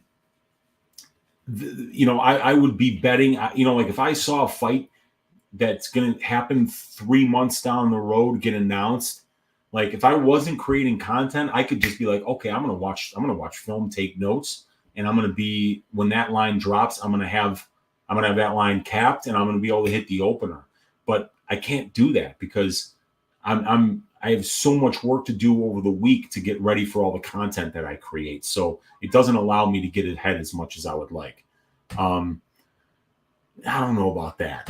We got Stephen D saying, it's confirmed. I just seen it on the news. MMA Guru ate. Oh my God, he chased that dude down the street and he ate him. Okay, and Sigma Trillionaire Gus says a nonce is a pedo. Okay, I didn't know that. Yeah, you Brits have got way better terms. I think nonce just rolls so off the tongue, so much better than pedo. May the victim rest in peace, says Stephen T. Bob says, location is Amsterdam, brother. You are most welcome here, homie. Hey, everybody's welcome in Amsterdam, and it is an absolutely beautiful city from what I've heard. Guru the Pig saying, when it's all said and done, will Darren Till have the worst consecutive fight streak while retaining his UFC job? Is Till a massive draw, or do the fans' UFC brass just enjoy seeing him get smashed? I know Darren's had a lot of injuries, and he's got a lot of fans. So, if people keep caring about his fights, they'll keep putting him in that cage. It's about making money at the end of the day. And Till's a good fighter. It's just that he's kind of stuck between weight classes, isn't he? He's too big for 170. He's not quite a middleweight. Yeah, it's but Till's an interesting dude. So I think they'll keep putting him out there. Yeah, for sure.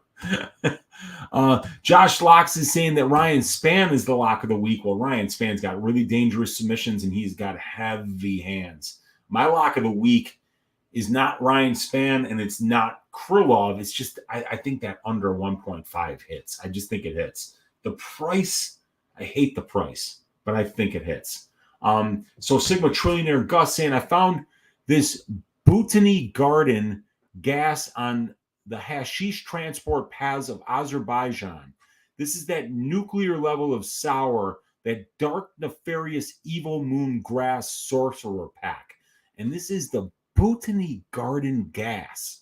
Interesting. I have not heard of that, but it sounds deadly coming from Azerbaijan. Wow. Dizzy Gogo saying Dizzy Spider is right. I only want winning parlays. Why did you think of that? Oh, you're right. I've got to. Damn it! They've got to be winning parlays. I'm gonna write that down. Where's my pen? Winning parlays.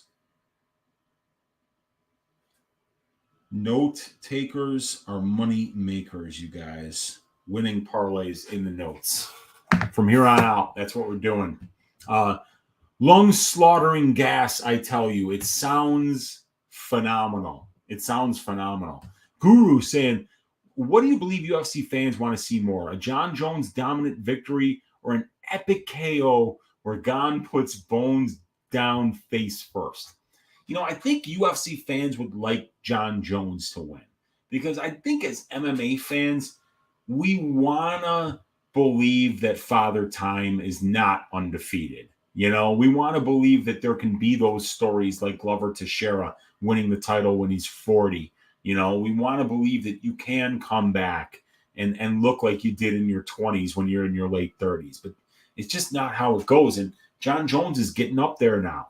I started working the stats for next week.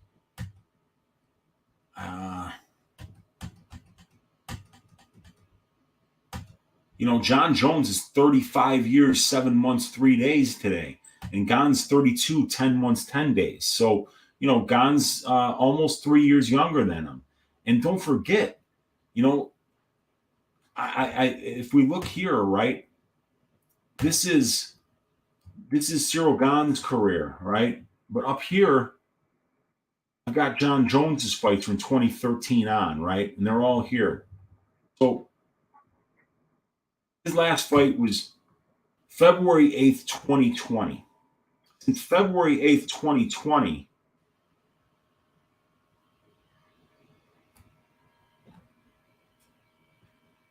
one, two, three, four, five, six. Ciryl Gane has had 6 fights since John Jones has last fought. 5 of those 6 fights were scheduled for 5 rounds. They were all heavyweight fights. John Jones has been blasting lines, sitting on his couch, doing God knows what. You don't get better as you get older. You just don't.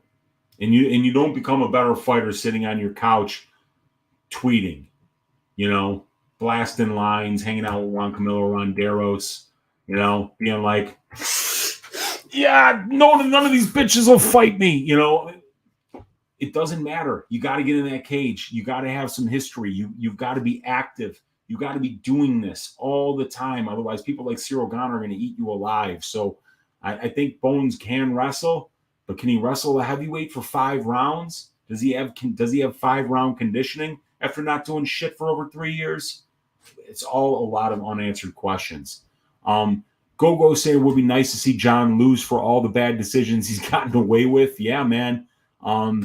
He only got gifted 1 decision, says Sigma Trillionaire Gus. Yeah, I mean, he got gifted I don't know how many decisions he actually got gifted. He's just been in a lot of close fights. And when you're the champion and you're in a close fight, that not almost always goes your way. Keith Offenlock is in the room saying, good evening, Uncle Weezy. Hope all is well. Wanted to ask, what is your confidence level? Muniz finds the sub again. I think that there's a very good chance that he does because I think that he might make mistakes. Brendan Allen might be a little bit too proud. He might be under the impression that his BJJ is better than Muniz's or at least on par with it, and I don't think it is. but we'll find out. We're going to find out. It's going to be a great fight. Two really high level guys. And don't forget, you guys, Brendan Allen's only 26 or 27 years old. The guy is still just a kid. He's fought everybody. He's winning a ton of fights, and he could just be getting better and better and better. And he's not even really in his prime yet. So, Brendan Allen could come out here and get a big win. He could really open some eyes. He could wind up submitting, Muniz if Muniz gasses out late. So anything can happen here. It's a fight, but I'm really looking forward to seeing Muniz get it back in there again because the guy is an elite grappler.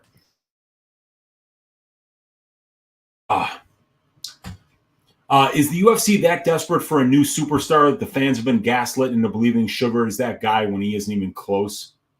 Yeah, they're desperate. They're very desperate. They just paid off 3 judges to make sure that Paddy Pimblett beat Jared Gordon. And Jared Gordon won that fight 30-27, and it was a unanimous decision, 29-28 for Paddy Pimblett.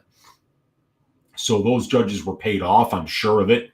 Well, allegedly. Let's just say allegedly they were paid off.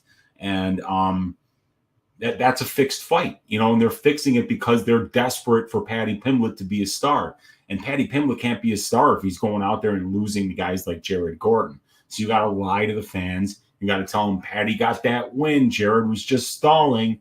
And then, they gave O'Malley that Jan fight. And I was like, too much, too soon. It was a max bet for Peter Yan, the finish only prop there. But Sean O'Malley, I think, is better than everyone thinks he is. I think people get wrapped up in the dumbass hair and the stupid fucking tattoos and, him hanging out with like mumble rappers that are snitches. All that shit is ancillary. That guy gets in the cage and he can fucking strike. And, when you take him down, he's very active getting back to his feet. He hunts for submissions. The guy's got a good MMA game and he's only getting better and he's young. So if he can stay healthy, I think Sean O'Malley already is a star.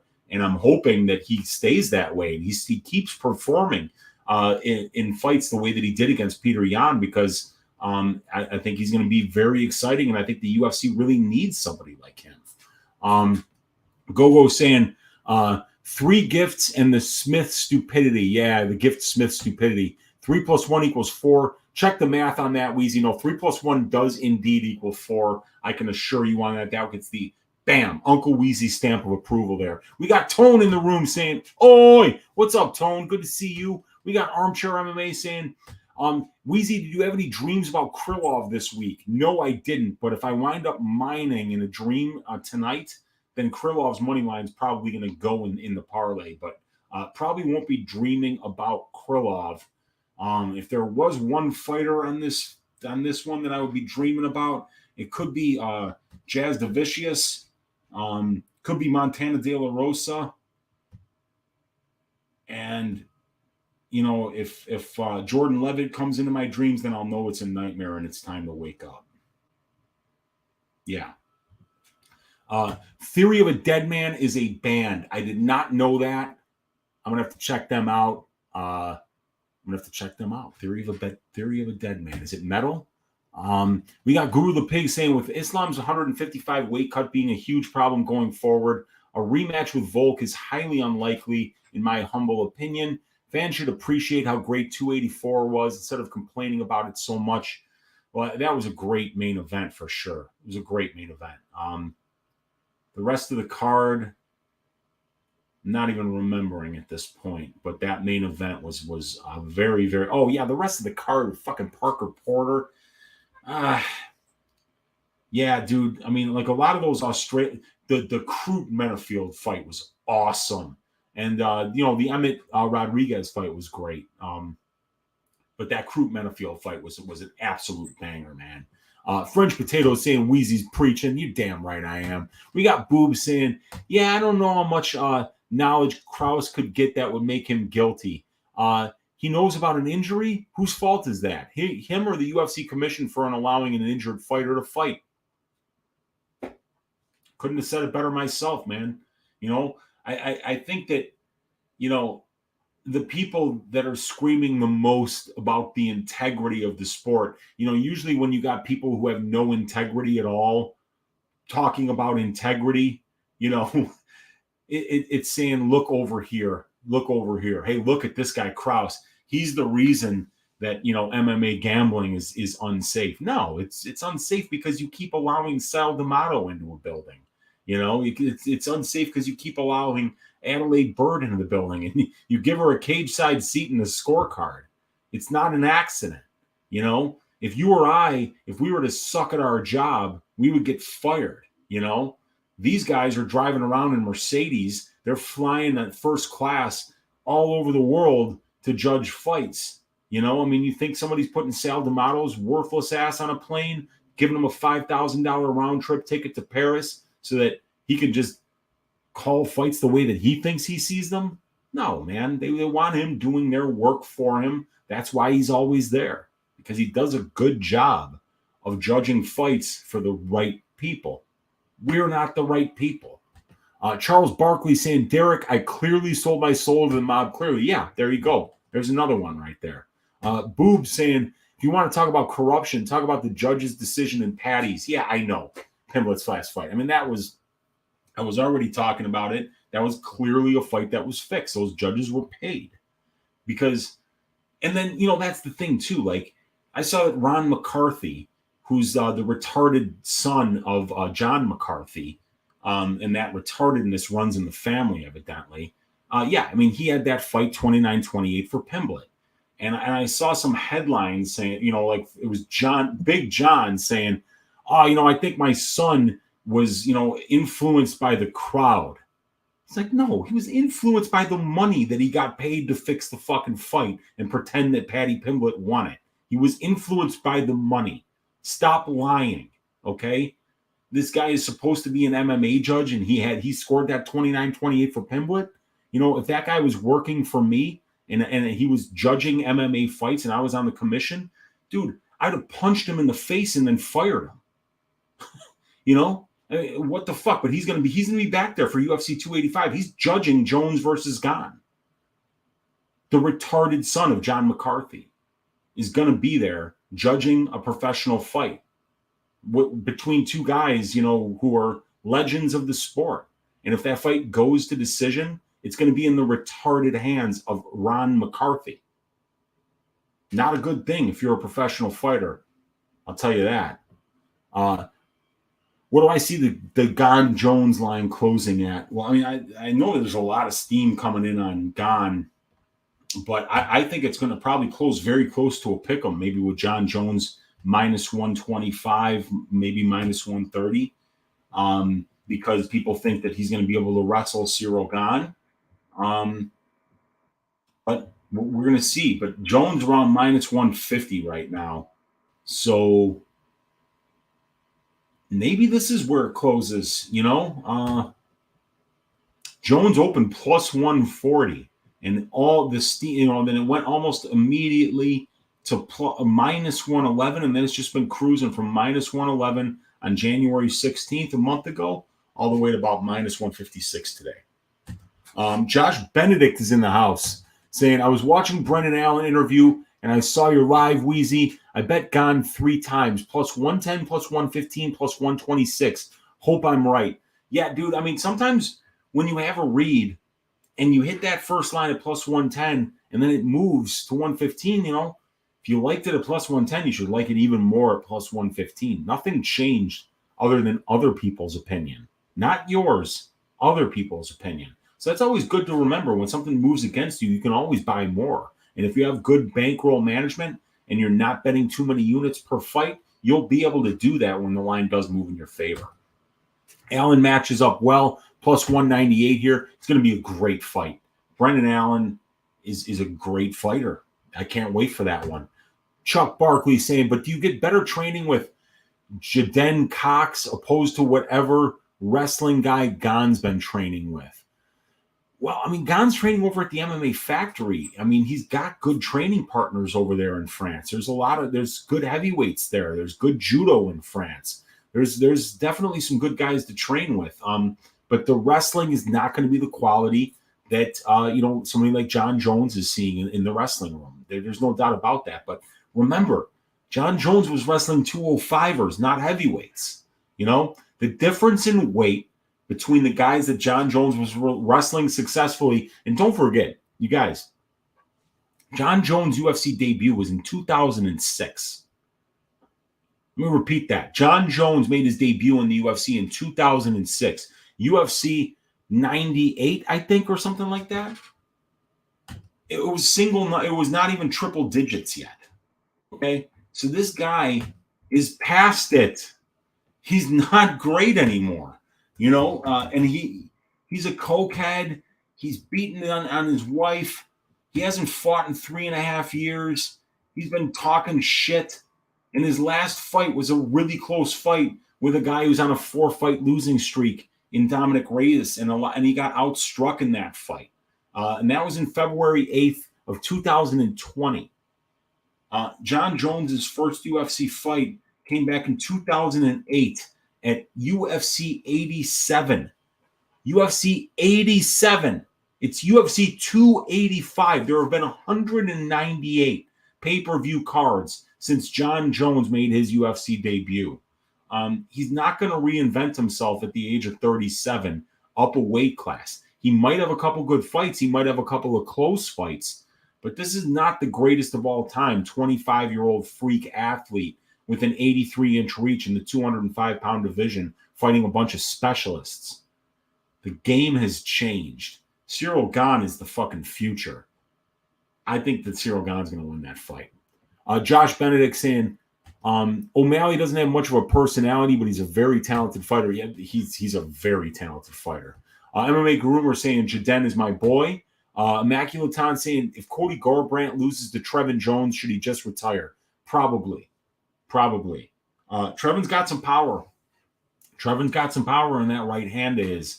He fights southpaw, but I think he's a natural righty. So that power is in that lead hand, and he can catch you, man. He's put out Mario Batista. He's put out Timur Valiev.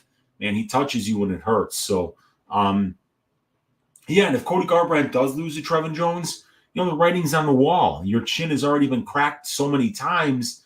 Move on. You've got a wife. You've got a family. Move on.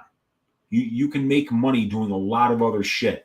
And you can be a coach. You can do a lot of stuff other than get it.